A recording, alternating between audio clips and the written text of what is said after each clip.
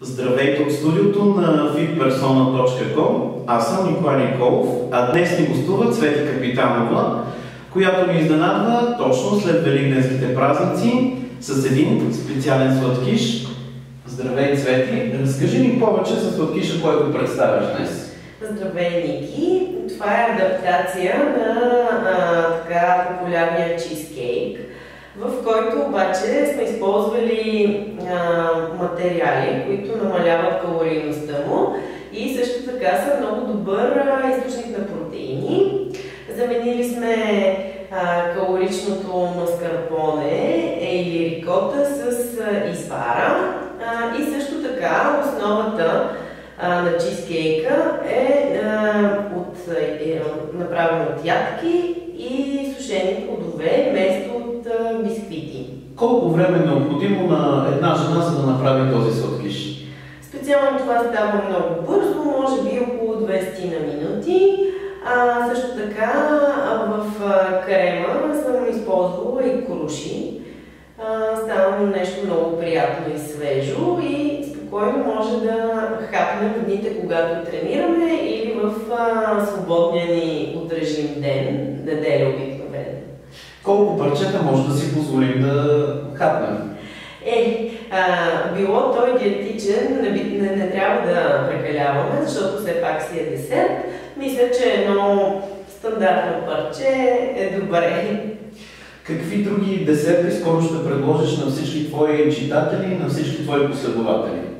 В момента подготвям още няколко рецепти, които са на основата на извара, на кисело мляко, обикновено ползвам стевия в рецептите, както и в случая захарта сме я заменили с стевия, която не въздейства на инсулина, затова я ползват и болните от диабет и при много заболявания захарта се замества с този подсладител. За него знаем, че е естествен и няма някакви странични ефекти, както повечето подсладители.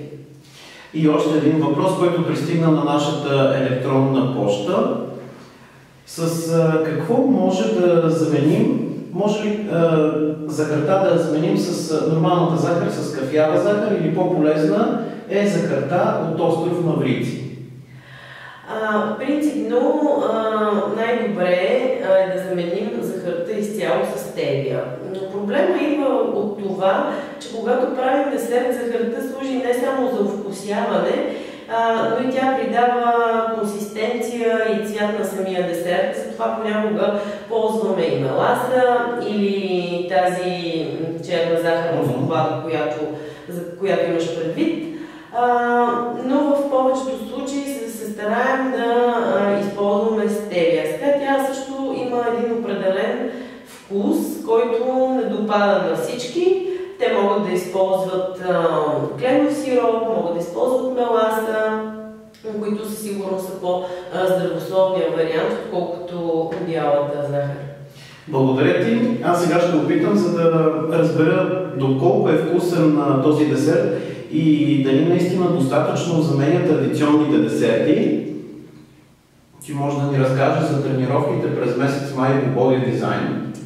Тренировките през месец май ще бъдат още по-интензивни, с повече кардио елементи в тях. Искам да кажа, че с всеки изминал месец интересът към тази система нараства. Със сигурност се дължи и на затоплянето на времето. Хората вече се готвят за море. Сега е момента. Така че тренираме усилено. Всеки ден има тренировки, както сутрешни, така и вечерни, за да може да сме полезни и на работещите жени, и на тези, които са домакини или гледат децата си, всеки да намери своето място при нас. Благодаря ти за това гостуване. Уверявам ви, че десертът е страхотен и ако имам правото да изям повече от едно парче, с удоволствие бих го направил. Очаквайте и нашите следващи видеа с повече подробности за тренировъчните програми на Цвети Капитанова. Довиждане и хубав ден!